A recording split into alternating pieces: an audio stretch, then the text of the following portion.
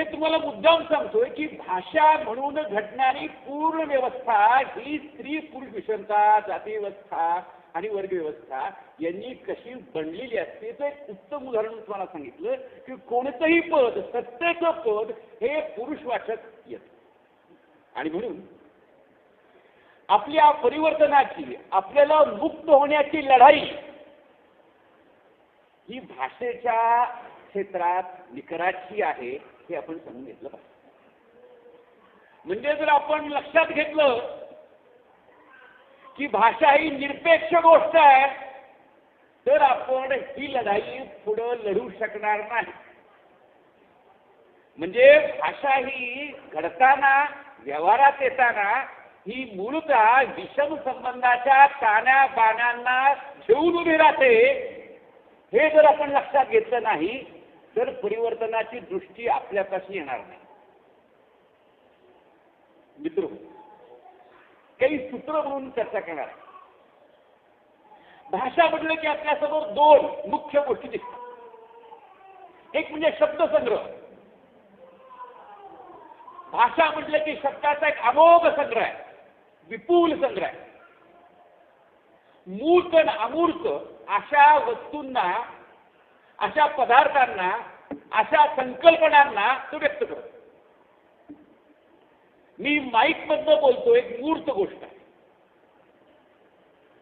मी जे शब्द वापरतोय, राष्ट्र, जाती, हे अमूर्त शब्द आहे. म्हणजे मूर्त आणि अमूर्त या दोन्ही गोष्टींना व्यक्त करण्यासाठी शब्दसंग्रह आपल्याला दिसतो. दुसऱ्या बाजूला भाषा म्हटलं की व्याकरणाची गरज असते. सिंटॅक्स किंवा व्याकरण हे असल्याशिवाय माझ्या विधानांचे अर्थ तुम्हाला लागत नाही. म्हणजे मी नुसते शब्दसंग्रह तुमच्या समोर ठेवला तर तुम्हाला अर्थबोध होत नाही. तो शब्दसंग्रह एका विशिष्ट रचनेत, व्याकरणाच्या रचनेमध्ये कर्ता कर्म क्रियापदाच्या विशिष्ट रचनेत उभा केला तरच तुम्हाला अर्थबोध होतो. म्हणजे भाषा एक रचना आहे आणि भाषा या रचनेमध्ये प्रामुख्यानं तुम्ही आणि आमच्या परंपरेनं तयार केलेला शब्दसंग्रह आहे आणि तो आहे. तुम्हाला सगळ्यांना माहिती असेल की तुम्ही शेतात राबता तर शेतात राबण्यासाठी असणारा शब्दसंग्रह विपुल आहे. सांबार, सुतार, लोहार, ढोर, स्त्रियांचं धविश्व या सगळ्या ठिकाणी शब्दांचा एक विलक्षण मोठा असं भांडार आहे. हे सगळं भांडार भाषिक आधार उभं राहतं. इथपर्यंत नुसतं भाषेचं भांडार म्हटलं तर आपल्याला त्या सत्ता रचनेचा शब्दबद्दल तुलनेमध्ये कमी दिसतो. पण जेव्हा विधानाचा अर्थ लावण्याची प्रणाली येते, म्हणजे कुठं नेमकं संघर्ष होतो, कुठं नेमका संघर्ष सुरू होतो ते ठिकाण असतं ते म्हणजे कोणत्याही विधानाचा अर्थ लावतो. शब्दसंग्रह तुमचे माझे अनेक प्रकारचे आहेत आणि त्यांनी मराठी भाषेला समृद्ध केलंय. तुम्हाला सर्वांना ठाऊक असेल आणि निश्चित ठाऊक असेल की मराठी भाषेचा उद्गार हा प्रामुख्यानं बहुजनांच्या अंतर्मनातून तळातून आला. वारकरी संप्रदाय असेल किंबहुना भांडो संप्रदाय असेल, त्यांनी मराठी भाषेला योगदान दिलं. पण हे योगदान देत असताना सुद्धा जी चिन्हमीमांसा, जो संकल्पना विश्व ते घेऊन उभे राहिले, त्या संकल्पना विश्वामध्ये आपल्या गुलामीची बीज. म्हणजे एका बाजूला आपण प्रतिकार करतो जातीव्यवस्थेचा, पण जातीव्यवस्थेचा प्रतिकार करताना सुद्धा जे संकल्पना विश्व आपण स्वीकारतो आणि जो अर्थ आपण लावतो विधानांचा, तो अर्थ लावण्याची प्रणाली नेमकी काय आहे, यातून आपल्या शोषणाची, आपल्या वर्चस्वाची एक रचना होतात. तुम्हाला सगळ्यांना माहिती की चोखामेळा महान संत होते. चोखामेळा तेव्हा आपला अभंग वाङ्मय उभं करत होते, तेव्हा त्यांनी जाती व्यवस्थेचा धिक्कार केला, जातीची विषमता नाकारली. परंतु या समाजामध्ये स्वतःचा विचार करत असताना, इतरांचा विचार करत असताना केवळ जाती या संकल्पनेतच विचार करता येतो, या ऑट टू बी, म्हणजे याशिवाय वेगळ्या पद्धतीनं तुम्हाला विचार करता येणारच नाही, असा एक संकल्पनेचं विश्व उभं राहतं. नीट समजून घ्यायचा प्रयत्न करा की भाषिक विश्वामधून तुम्हाला त्या संकल्पनांचा किंवा प्रमाणांचा जो आग्रह धरला जातो, त्या प्रमाणांमध्ये, त्या संकल्पनांमध्ये आपण कळत न कळत व्यवस्थेला नुसते लांबून दुरून टकरा घेत राहतो. ती लांबून दुरून टकरा कशामुळे घेतल्या जातात? जात ही संकल्पना स्वीकारूनच जातीचा प्रतिकार तुम्ही करायला लागला तर मग तुमचा प्रतिकार खूप दूरपर्यंत जातो. त्यामुळं स्वाभाविकपणानं तुम्ही संकल्पना विश्व पाहिलं तर त्यांना पुनर्जन्म संकल्पना मान्य आहे, त्यांना कृष्ण, त्यांना विठ्ठल, देवता संकुल मान्य आहे. मग सहजपणाने येतं की मागच्या जन्मी कृष्णेंदा घडली म्हणून महार्जन प्राप्ती, या संकल्पनेचं विश्व तेच आहे की जे ब्राह्मणी आहे. कृष्ण, पुनर्जन्म आणि महाजन्म या तिन्ही गोष्टी संकल्पना विश्व म्हणून पारंपरिक जाती समाजाची देण आहे. मग या संकल्पना विश्वामध्ये तुम्ही जे अर्थ लावता ते अर्थ स्टेटोस्कोइस्ट, म्हणजे आहे तो जाती समाज टिकवायला मदत करणारे ठरतात. मुद्दा थोडासा स्पष्ट होत असेल की आपण नेमका कोणत्या प्रमाणांचा, कोणत्या संकल्पनांचा विनियोग करतो भाषिक व्यवहार करत असताना, त्याच्यामध्ये आपल्या गुलामीची मेख आहे. सरळ आहे. म्हणजे दलिताला, स्त्रियांना स्वतःची भाषा एक अर्थपूर्ण विधान करण्यासाठी उपलब्ध होते का? आणि तत्कालीन कालखंडामधला जाती समाज, तत्कालीन कालखंडामधला स्त्री पुरुष समतेचा पितृसत्ताक समाज, तत्कालीन कालखंडामधला वर्ग समाज, हे त्या प्रकारची स्वतःचं विधान करण्याची एक मोकळीक देऊ शकतात का भाषिक व्यवहारामध्ये? याचा विचार करायला हवा. तेव्हा भाषिक व्यवहाराची जी काही म्हणून उतरंड उभी आहे, रचना उभी आहे, त्या रचनेमध्ये आपण आहोत आणि त्या रचनेमध्ये आपण भाषिक व्यवहार करत असतो, याचं भान आपण ठेवलं पाहिजे. म्हणजे मग आपल्याला कळेल की मग क्रांतिकारी म्हणून महात्मा फुले आणि बाबासाहेब आंबेडकरांनी हे परिवर्तन कसं घडवलं. आपल्याला भाषिक व्यवहारामधल्या या बदलांनी नेमकं कोणतं परिमाण येतं याचा विचार करता आला तर आपल्याला भाषा या ज्ञानक्षेत्रामध्ये आपल्या पर्यायी आशयाची नेमकी उभारणी कशी करता येईल याचा विचार करता येईल. आणि हा मुद्दा रचनेशी संबंधित आहे आणि आशयाशी पण संबंधित आहे. मग आपल्या लक्षात काय येतं की अगदी लक्षात घ्या की मध्ययुगामध्ये जातीचा धिक्कार झाला, पण जातीचा धिक्कार होत असताना जाती या कोटीची अनिवार्यता स्वीकारली गेली. अनिवार्यता सहज स्फूर्त अशा स्वरूपामध्ये संतांच्या वाङ्मयात व्यक्त झाली. तुम्हाला माहिती आहे, नामदेव शिंप्याच्या कोळी जन्म माझा झाला लिहिता, कांदा मुळा भाजी अवघी मिठाई माझी, जोहार मायबाप जोहार, तुमच्या महाराचा मी महार. तुम्ही बारकाईनं पाहिलं तर जात या संकल्पना विश्वामध्ये सर्व जण अडकले. जात या संकल्पना विश्वामध्ये विषमता अध्यारूप आहे आणि विषमता असल्या कारणामुळं बडव्यांनी मारल्यावर विठ्ठलाकडे तक्रार करण्याइतपतच चोखामेळा बंद करतात की मी मंदिरात विठ्ठलाच्या शिरलो, बडव्यांनी मला मारलं हे विठ्ठला. म्हणजे या प्रतिकाराची चौकट त्या संकल्पनांच्या विश्वानं बाधित होते आणि त्यामुळं ती लढाई ही जोडकसपणानं व्यवस्था उलथवून टाकण्याइतपत पुढे जाऊ शकत नाही. नेमकं फुले आणि बाबासाहेब आंबेडकरांच्या भाषिक व्यवहारामध्ये आणि भाषिक रचनेमध्ये काय वैशिष्ट्य आहेत की जी आपल्याला अनुकृत करता येतील? ती वैशिष्ट्य एक आहे. आणि त्याच्यामध्ये काही इपिस्टेमॉलॉजिकल ब्रेक्स आहेत. प्रमाणशास्त्रीय अशा पातळीवरती घडलेले क्रांतिकारी छेद आणि हा प्रमाणशास्त्रीय भेद जर आपण समजून घेतला तर भाषेची रचना आणि भाषेच्या आशयाची लढाई आपल्याला जोरकसपणानं करता येईल. त्यातला एक मुद्दा समजून घ्या. पारंपरिक विश्वामध्ये, पारंपरिक ज्ञानामध्ये आणि आजही ब्राह्मणी ज्ञान हे प्रामुख्यानं मिथकात्मक वास्तवाची जडणघडण करण्यासाठी उभं राहतं. त्याचा प्रयत्न वास्तवाला मिथकात्मक अंग देण्याचा असतो. तुम्ही जर बारकाईनं पाहिलं तर चोखामेळा कृष्ण निंदा, कृष्णाची निंदा ही गोष्ट स्वीकारतात. कृष्ण निंदा यामध्ये कृष्णाचं मिथक स्वीकारलेलं आहे. म्हणजे मिथकात्मक भान चोखामेळा स्वीकारतात. आधुनिक कालखंडामध्ये फुले, आंबेडकर, शाहू, महात्मा गांधी, भारतीय इतिहास, भारतीय समाज वास्तव यांची मिथकं केली जातात.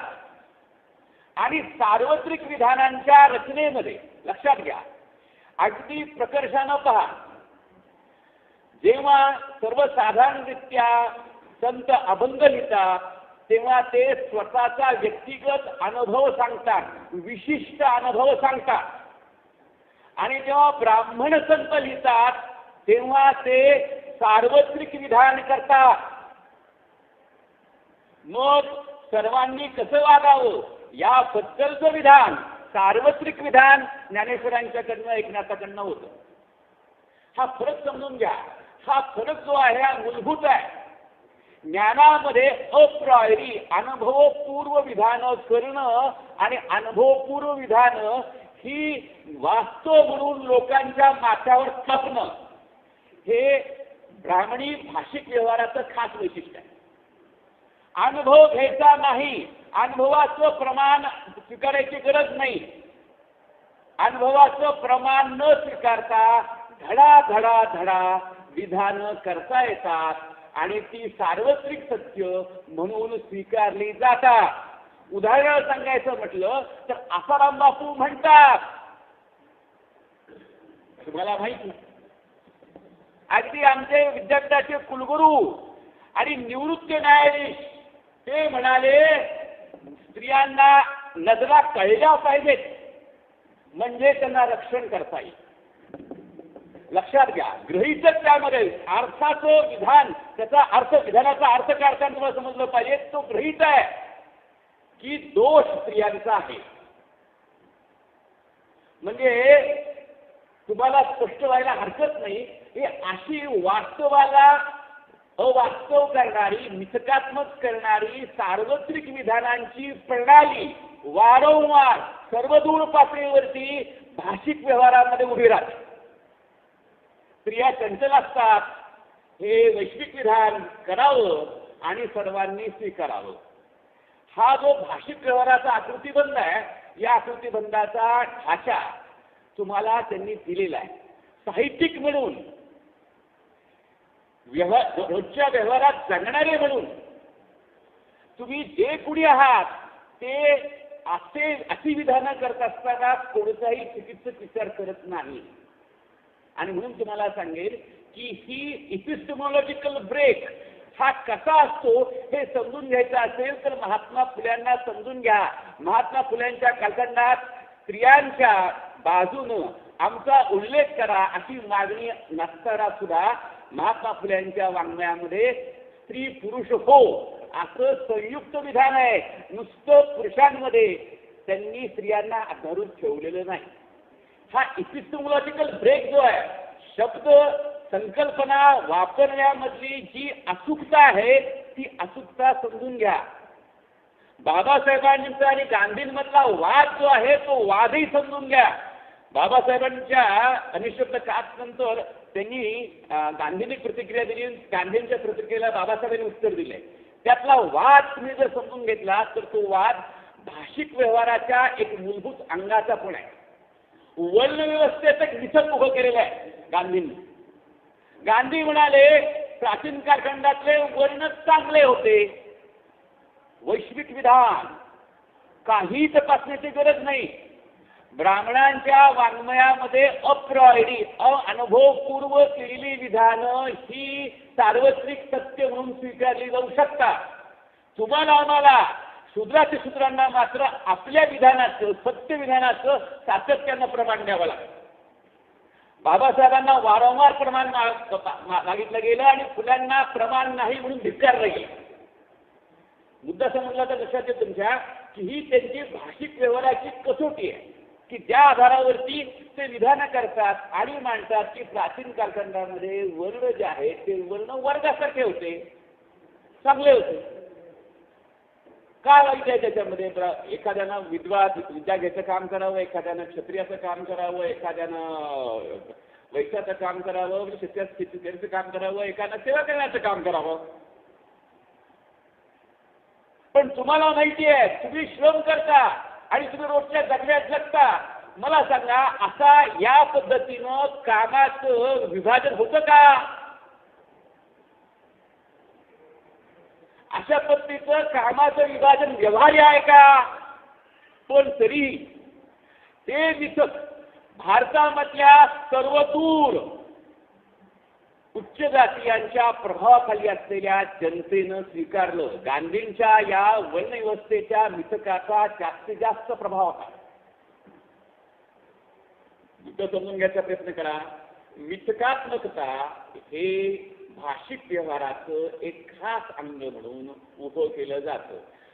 मिथकात्मकता कथेची मिथकात्मकता त्या विशिष्ट प्रकारच्या प्रतीक व्यवहाराची काही शब्द काही संकल्पना वारंवार वापरायच्या ज्या तुम्हाला भुलवत राहतात.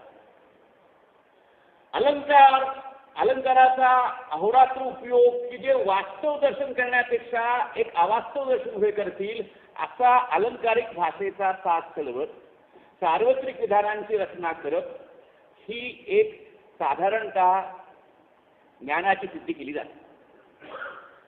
फुल्यांच्या कालखंडात आणि बाबासाहेबांच्या कालखंडात जो तुम्ही ब्रेक घडलाय त्याच्यामध्ये माणसाबद्दलची कोणतीही वेदाची कल्पना नाकारली आणि केवळ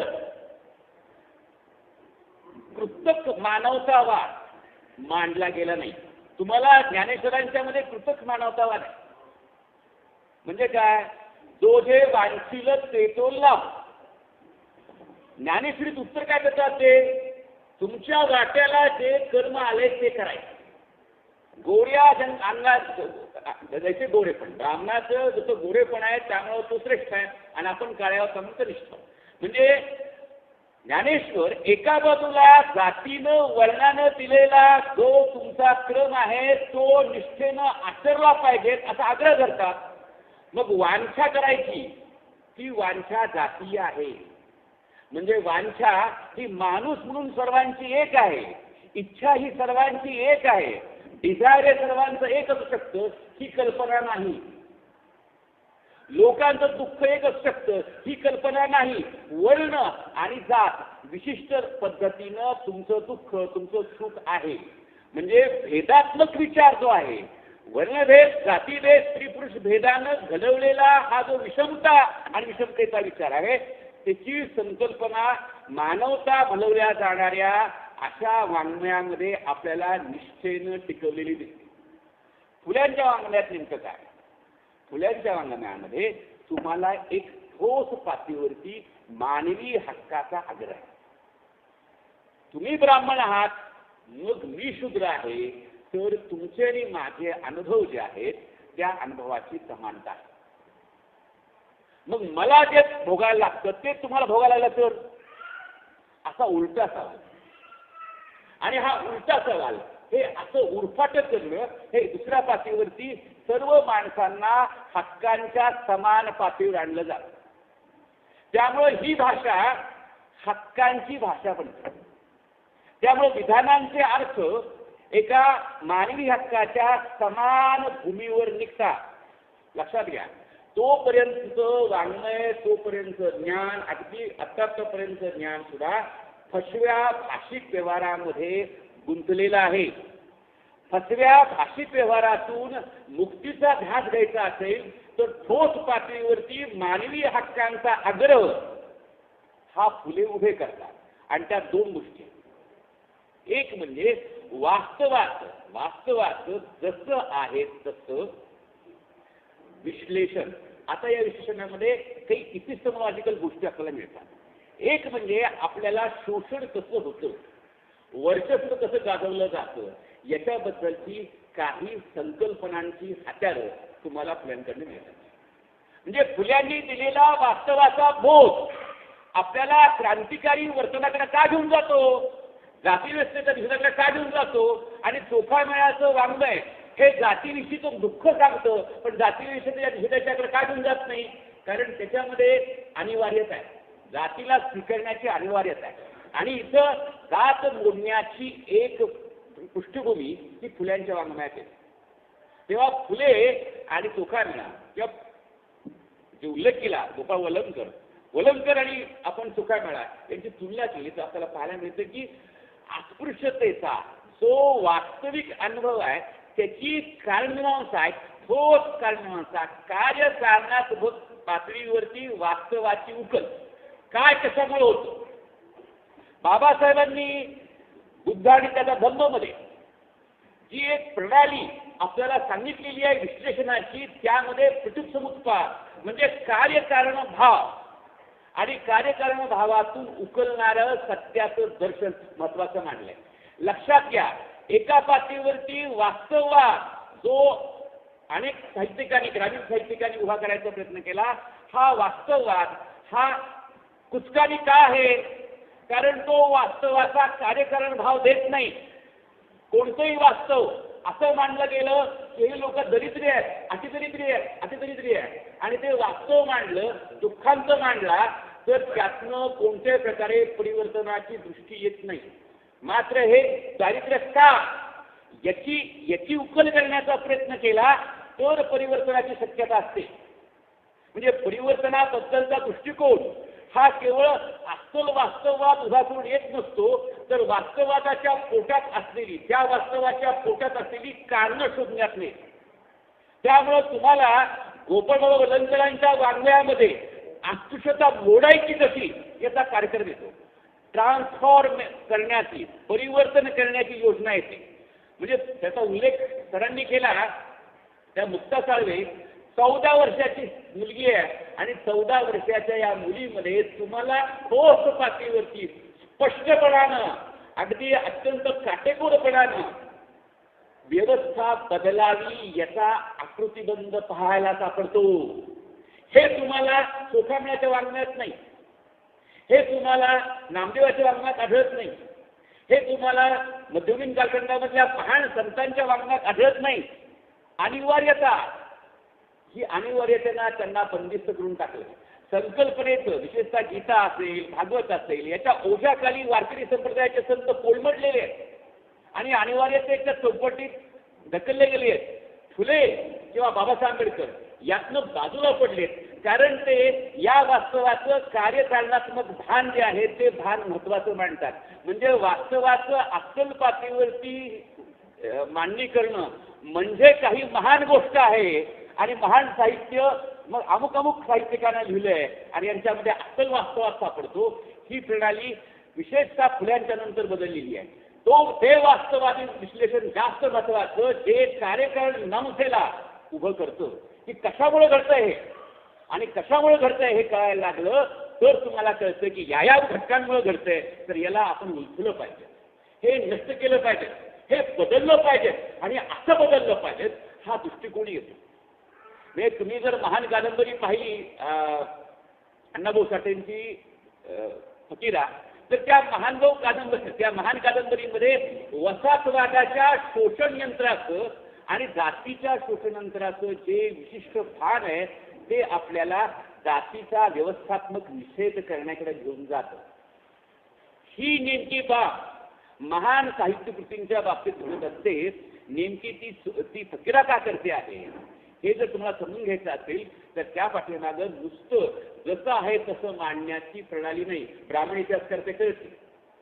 मुल्कराज आनंद जे आहेत ते मुल्कराज आनंद हे तुम्हाला अनटचेबल नावाची एक अप्रतिम कादंबरी देते. पण मुल्कराज आनंद हे तुम्हाला याचा कारण कार्यभान देतात का? तुमच्यापैकी इंग्लिश साहित्याचे अभ्यासक असतील त्यांनी कदाचित त्याचा अभ्यास केला असेल की त्याच्यामध्ये त्याचा कार्यकारण भाव दिला जातो. आणि हा कार्यकारण भाव जो आहे ती फुले आंबेडकरांच्या नंतर आपल्या विशेषतः भोजनांना मिळाली एक महान शक्ती आहे की ज्याच्यामुळं आपल्या साहित्याची एक ताकद, आपल्या भाषिक व्यवहाराची एक ताकद ही उभी राहू शकते. 3 गोष्टी आहेत. वास्तवाकडे पाहायचं कसं, ते समजून कसं घ्यायचं आणि ते अनुभवायचं कसं, या 3 गोष्टी फार महत्त्वाच्या आहेत. मी तुम्हाला सुचवेन की भाषिक व्यवहाराच्या पातळीवरती तुम्ही ब्राह्मणी भाषिक व्यवहारामध्ये कसं पाहायचं, कसं समजून घ्यायचं आणि कसा अनुभव घ्यायचा याचं गोष्ट पहा. आणि तीच गोष्ट तुम्ही फुलेंच्या नंतर किंवा बाबासाहेबांच्या नंतर ज्यांनी तो भाषिक व्यवहार आत्मसात केला, आत्मीय केला, अशा लोकांनी ती गोष्ट पाहिली कशी, ती गोष्ट समजून कशी घेतली आणि त्या गोष्टीचा अनुभव कसा घेतला हे तपासून. मग तुमच्या लक्षात असं येईल की हा जो इपिस्टेमॉलॉजिकल ब्रेक मी तुम्हाला सांगतोय, हा प्रमाणशास्त्रीय पातळीवरची जी क्रांती तुम्हाला मी सांगतोय, ती क्रांती अत्यंत जबरदस्त ताकदीची क्रांती. तुम्ही मी आज या ठिकाणी उपस्थित आहोत याची प्रेरणा आपण केवळ सत्यशोधक आहोत या स्मृतीनं करत नाही आहोत, या निष्ठेनं करतो. आणि ती वैचारिक निष्ठा आहे आणि ती फुले आंबेडकरांच्या पासून येते. ते तुम्हाला दाखवतात की गोष्टीकडे पाहायचं कसं आणि त्यामध्ये वास्तवाचं ऐतिहासिक आकलन करण्याचा आकृती बनते.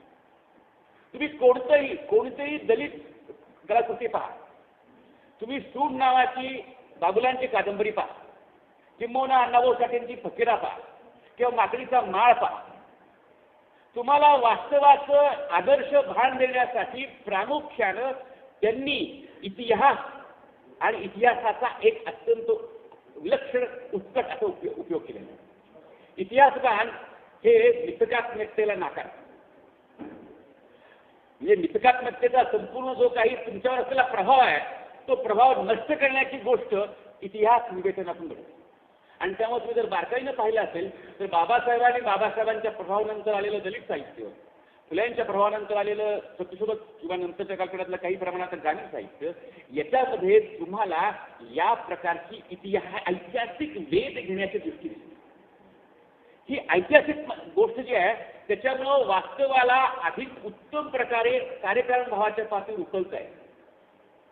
दुसरी गोष्ट म्हणजे की नव्या संकल्पनांची देण ही तुम्हाला फुले आंबेडकर देतात. वास्तव समजून घ्यायचं ते साहित्यिक वास्तव असो, आर्ट कलेचं वास्तव असो, हे वास्तव जे आहे वास्तव उभं त्या कलात्मक पद्धतीनं सादर करत असताना तुम्हाला प्रामुख्यानं जो शब्दसंग्रह, जे उपमान, जे अलंकार किंवा ती एक भाषिक पातळीवरची निष्पत्ती आहे, ती भाषिक निष्पत्ती ही तुम्हाला फुले आंबेडकरांच्या प्रमाणशास्त्रातनं समजते. आणि ही जर तुम्हाला समजून घ्यायची असेल, तुम्हाला एक उदाहरण देतो की का असं घडलं की पहिलं आत्मकथन दया पवारांचं आलं आणि त्याचं नाव काय होतं, बलुतो. हे समजून घ्यायचं असेल तर तुम्हाला बाबासाहेब आंबेडकरांनी दिलेलं प्रमाणशास्त्र समजून घेणं गरजेचं आहे. त्यांनी आत्मकथनाचं नाव हे आत्मकथन असं दिलेलं नाही, बलुत असं दिलेलं आहे. आणि हे कशामुळे आलेलं आहे हे समजून घ्यायचं असेल तर बाबासाहेबांनी महार वचनाबद्दल लिहिलेले 3 ते 4 लेख आहेत ते तुम्ही तपासून टाका. आणि महात्मा फुले, बाबासाहेब आंबेडकर जे महार वचनाचे प्रामुख्यानं जाती संबंधाचे आकलन करतायत, त्या जाती आकलनामधून जो विषमतेचा संबंध उभा होतोय त्याची उकल होते. त्याचं प्रमाणशास्त्र तुम्हाला बलुत्याच्या आगमनात आहे. मी नीट पाहिलं, तुम्ही बारकाईनं तपास काढला तर बाबूराव बागुलांच्या सूड नावाच्या कादंबरीमध्ये तुम्हाला 2 गोष्टी प्रकर्षानं पाहायला सांगते. एक म्हणजे राहुल सांस्कृतर यांनी जी प्रामुख्यानं ओळगा ते गंगा ही कादंबरी लिहिली, एक मार्क्सवादी चिंतन आहे, त्याचा इतिहासपट जो आहे तो इतिहासपट हा सूड या कादंबरीचं मध्यवर्ती स्थान झालं. मी नीट समजून घ्यायचा प्रयत्न करा. मी काय म्हणतो तुम्हाला, इतिहासस्थान जे आहे ते इतिहासस्थान कलाकार हे या प्रमाणशास्त्रीय अवकाशातून देत असतात. बाबूराव बागुलांच्या सूड कादंबरीमधलं जे प्रमाणशास्त्र आहे ते मार्क्सवादी आहे, ते आंबेडकरवादी आहे. आणि मार्क्सवाद आंबेडकरवादाच्या त्या प्रमाणशास्त्रीय अवकाशामध्ये सूडसारखी एक भक्कम कादंबरी लिहिली गेली आहे. तेव्हा मी तुम्हाला काय म्हणतो ते कदाचित तुम्हाला कळत असेल की हा जो प्रमाणशास्त्रीय अवकाश आहे, हा प्रमाणशास्त्रीय अवकाश हा तुमच्या माझ्या तत्वज्ञानातून आलेला, तुमच्या माझ्या पाहण्याच्या दृष्टिकोनातून, समजून घेण्याच्या दृष्टिकोनातून आणि अनुभव घेण्याच्या दृष्टिकोनातून आलेला आहे का हे तपासून पाहिलं पाहिजे. म्हणजे मग आपल्याला परिवर्तनाची कक्षा ही विस्तार करू शकते. तुम्हाला माहिती आहे, तुम्हाला आता बऱ्याच गोष्टींच्यावरती अन्य वक्ते पण बोलणार आहेत, त्यामुळे मी ते जे वक्ते बोलू शकतील अशी मला अपेक्षा आहे त्या विषयांवर बोलणार आहे. पण एक गोष्ट तुम्हाला सांगेन की भाषा आणि भाषेच्या क्षेत्रामधलं आपला संघर्ष हा तुम्हाला मी सांगेन कळीचा आहे. मी इतिहासाचा विद्यार्थी असताना सांगेन की आपली लढाई खरी म्हणाल तर ती भाषेच्या क्षेत्रात आहे. कारण तत्वज्ञान म्हणून, समाजविज्ञान म्हणून, विज्ञान म्हणून, कविता म्हणून किंवा साहित्यकृती म्हणून किंवा पेंटिंग म्हणून, समीक्षाशास्त्र म्हणून, सौंदर्यशास्त्र म्हणून जो मोठ्याच्या मोठ्या संकल्पनांचा आणि प्रमाणशास्त्राचा अवकाश आहे, हा अवकाश ब्राह्मणी भाषेनं व्याप्त केलेला. त्यामुळं आपली बिनीची आणि निकराची लढाई ही भाषेच्या क्षेत्रात आहे याची खात्री बाळगा. म्हणजे मी एक इतिहासाचा अभ्यासक म्हणून तुम्हाला खात्रीनं सांगेन की मला भाषिक व्यवहाराबाबतची आस्था ही या फुले आंबेडकरांच्या मुळे प्राप्त झाली. मला लक्षात असं आलं की मी नुसता इतिहासकार आहे, मी नुसती घटनांची वर्णन करत बसलो तर मला या परिवर्तन करता येणार. परिवर्तनासाठी जी इपिस्टेमॉलॉजिकल हत्यार आहे, प्रमाणशास्त्री हत्यार आहे, त्या प्रमाणशास्त्री हत्यारांची भाषा मला परगावी लागेल. महाराष्ट्रामध्ये जे आपल्याला ज्ञान परंपरा आढळते त्या ज्ञान परंपरेमध्ये तुम्हाला दिसेल की जसे महात्मा फुले आहेत, जसे विठ्ठलरामजी शिंदे आहेत, जसे बाबासाहेब आंबेडकर आहेत, आणि तुम्हाला असं आढळेल की त्याच परंपरेमध्ये शरद पाटील पण. हा प्रत्येक अभ्यासक समाजशास्त्राच्या, इतिहासाच्या, तत्वज्ञानाच्या क्षेत्रामध्ये स्वतःच्या ताकदीनं प्रमाणशास्त्राचे नवे नवे जे काही हत्यार आहेत ती हत्यारं उभी करतो आहे. आणि ही हत्यारं ही साहित्याच्या क्षेत्रात, सौंदर्यशास्त्राच्या क्षेत्रात, कलेच्या क्षेत्रात आणि ती त्या अर्थानं भाषा ही व्यापक गोष्ट आहे, या सर्व क्षेत्रांमध्ये गरजेची आहे. त्यामुळे इतिहासाची परिभाषा बदलणं गरजेचं आहे, समाजशास्त्राची परिभाषा बदलणं गरजेचं आहे, विज्ञानाची परिभाषा बदलणं गरजेचं आहे आणि भाषेच्या संदर्भामधले जे कला व्यवहार आहेत त्याची पण परिवर्तन करण्याची गरज आहे. त्यामुळे अर्थातच शिक्षक सभेनं हा जो उपक्रम घेतला आहे हा दीर्घ पल्ल्याचा उपक्रम आहे. मी म्हणेन की आपण चर्चेला सुरुवात केली, आपण कोणत्याही प्रकारचं सघन आणि विकसित असं आपलं मत बनवलेलं नाही. मी तुम्हाला म्हणेन की हा आपल्या प्रांजळपणाची एक भूमिका म्हणून तुम्हाला सांगेन की आपली सुरुवात आहे. भाषेच्या रिंगणामध्ये पुनर्रचनेची भूमिका आपल्याला सर्वांच्या सहकार्यानं पुढे न्यावी लागणार आहे. केवळ तांत्रिक पातळीवरती आशयाची चर्चा करून आपल्याला सोडवता येणार नाही, तर मूलगामी पातळीवरती, शब्द व्यवहाराच्या पातळीवरती असलेला आपल्या दैनंदिन जगण्यामधला शब्दव्यवहार रिडंडंट होतोय. भाषेच्या पातळीवरती सगळ्यात जास्त वाईट जी गोष्ट घडते की जशा स्थानिक बोली नष्ट पावत आहेत, तसा श्रमिकांच्या शब्दव्यवहाराचा मोठाच्या मोठा वाटठेवा हा बेदखल होत आहे.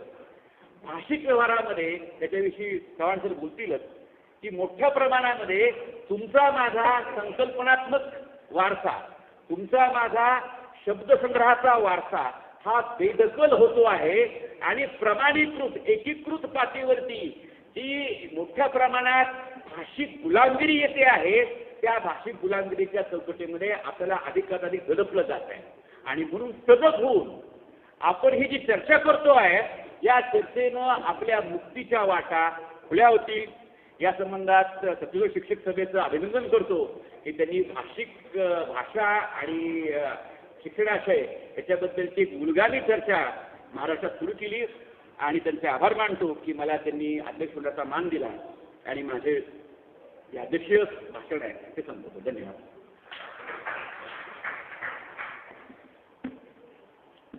धन्यवाद सर. उद्घाटनाच्या सत्रामध्ये अत्यंत मोलगामी सैद्धांतिक मांडणी